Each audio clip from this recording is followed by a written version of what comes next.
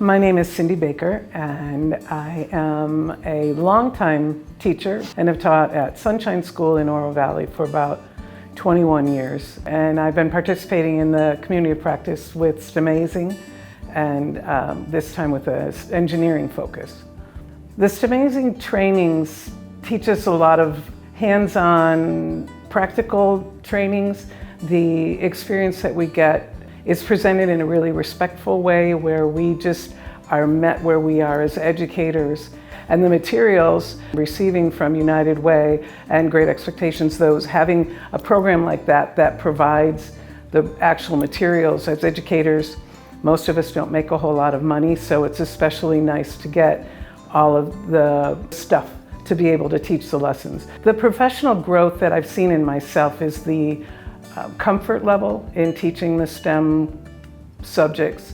I have kind of become the STEM teacher at my school, and to be able to confidently teach those lessons to my students, to help out other teachers to be able to do the same has been really rewarding. When I first started learning about the STEM subjects years ago, it was initially presented as subjects for high schoolers, and what was being found in the research that was shared in one of the initial trainings I went through was that girls especially were not drawn to the subjects. By the time they got to high school, they were discouraged even from studying engineering, science, math subjects. It was just not really done. And the research was showing that kids that were exposed to those subjects were much more interested in it if they had had that exposure all along.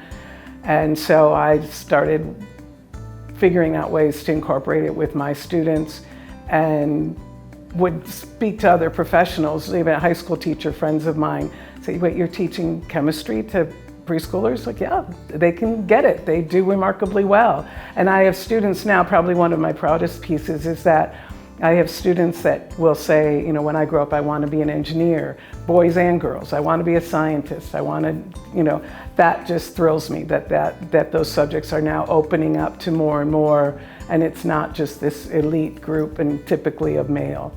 In the community of practice, the experience that we have influenced the teaching in the fact that we have been told to just kind of jump in and be like a kid. And so that's been the highlight through the whole thing, is when a lesson is introduced and we're going to now figure out how to apply it, we've gone into all of the materials and played like little children and often behaved much like them too. My students throughout the school year have grown in their confidence in attacking the type of activities that I put out to them. I've set up a tinker table is what I call it. I just put different materials out and they routinely just play with the stuff that they have, and to be able to problem solve by themselves when there's no expectation, then those experiences carry over to when they're actually doing a challenge that I've put out to them. If somebody was thinking about joining community practice, I would say go for it. To be able to get with other professionals where we're not just sitting and being lectured to, we're participating in the experience, we're sharing what we've done, what's worked, what hasn't. There's a mutual respect that comes out of that, which is really rewarding to me.